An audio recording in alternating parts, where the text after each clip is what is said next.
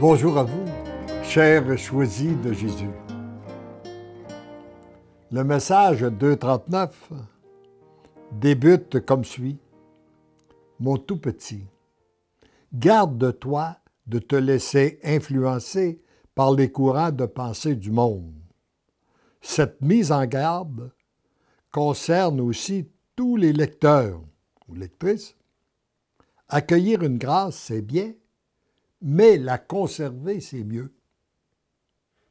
Ça me rappelle ce que j'aimais dire dans les conférences que j'ai données, une certaine mise en garde que j'aimais faire, parce que le grand danger qui guette les choisis de Jésus, c'est de dire un oui total à Dieu et de ne pas avoir le courage de dire non à ce qui est contraire à sa volonté.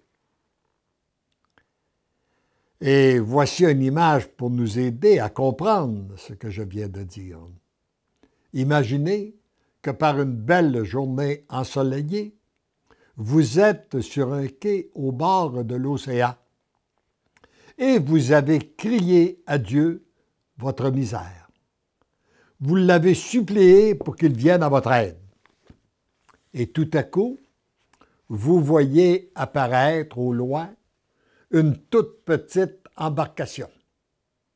Elle se dirige directement sur vous, elle accoste au quai et, à votre grande surprise, c'est Jésus qui est dans la barque. Et Jésus vous dit, « J'ai vu ta souffrance, j'ai entendu tes supplications et je viens te proposer de vivre dans un monde nouveau. Un monde où il n'y a plus de guerre, il n'y a pas de vengeance, il n'y a pas de rancune, il n'y a pas de jalousie, il n'y a pas de rivalité, il n'y a pas de médisance, il n'y a pas de calomnie, il n'y a que l'amour et l'entraide. » Et vous lui dites, ce monde existe. C'est qu'est-ce que j'ai voulu toute ma vie, moi, vivre dans un monde où il n'y aurait que de l'amour. Que puis-je faire pour vivre dans ce monde-là? Et Jésus vous répond, ça t'intéresse? Tu veux vivre dans ce monde-là? Monte dans ma barque. Et là, dans votre enthousiasme, vous vous empressez de mettre un pied sur la barque, tout en gardant un pied sur le quai. Et en mettant le premier pied sur la barque, vous vous apercevez que la barque bouge, elle vous apparaît moins solide que le quai. Et vous regardez la barque et vous dites, mais elle est toute petite par rapport à l'immensité de l'océan. Il y a une première peur qui s'empare de vous. Et là, vous commencez à raisonner.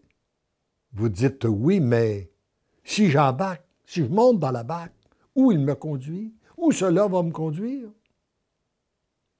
Et là, vous pensez à vos attaches. Vous dites, oui, mais je ne peux pas partir de même. Ma famille, mes amis, mon travail, ma maison, enfin, toute autre chose qui peut vous attacher. Et là, vous êtes aux prises avec un grave problème.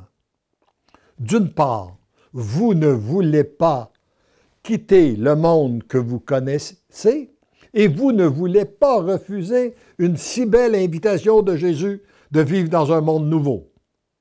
Alors, pour ne rien perdre, vous demeurez un pied sur la barque et un pied sur le quai.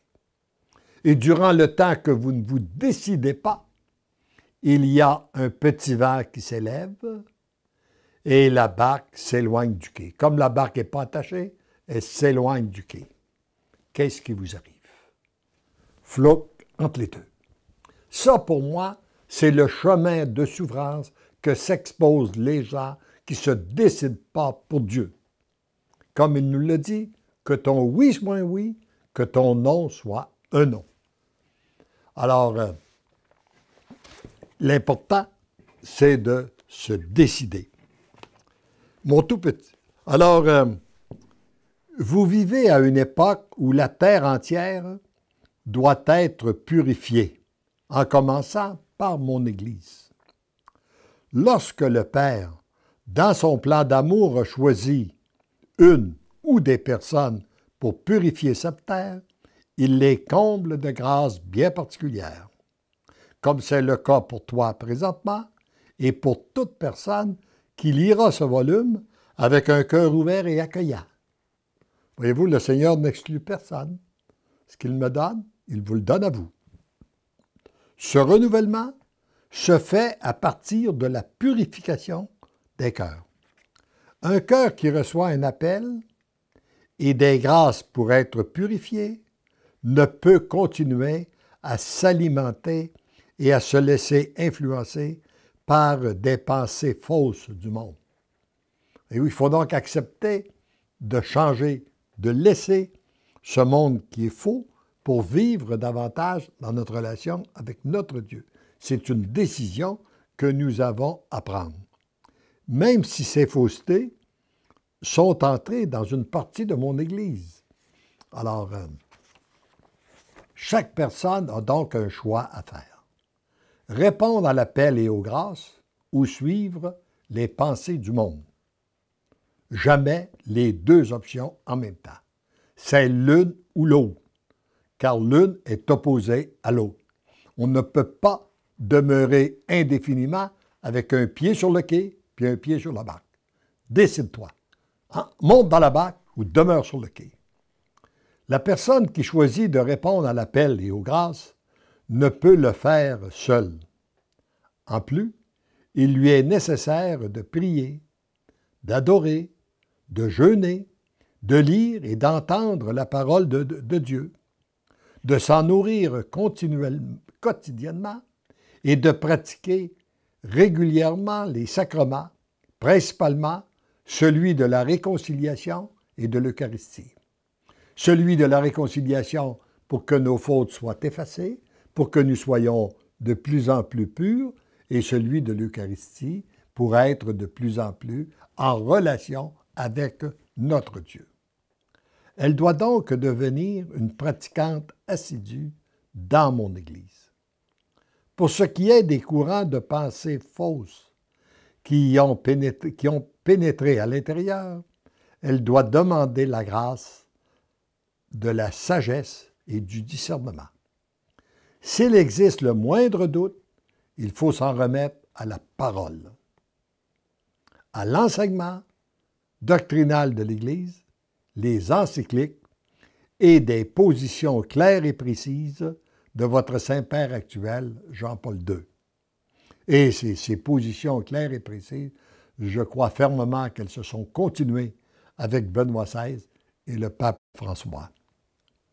Votre choix exercé librement, votre oui donné sans condition à la volonté du Père vous apportera grâce, lumière et sagesse pour poursuivre votre route vers la purification totale de votre cœur, contribuant ainsi à la purification de la terre, pour qu'elle devienne une terre d'amour. Par une Église d'amour, à travers des fils et des filles de Dieu pleines d'amour. Voilà ce que va produire un bon choix, bien assumé et bien exercé. Heureux, heureuse êtes-vous d'être choisi pour une aussi belle et grande mission.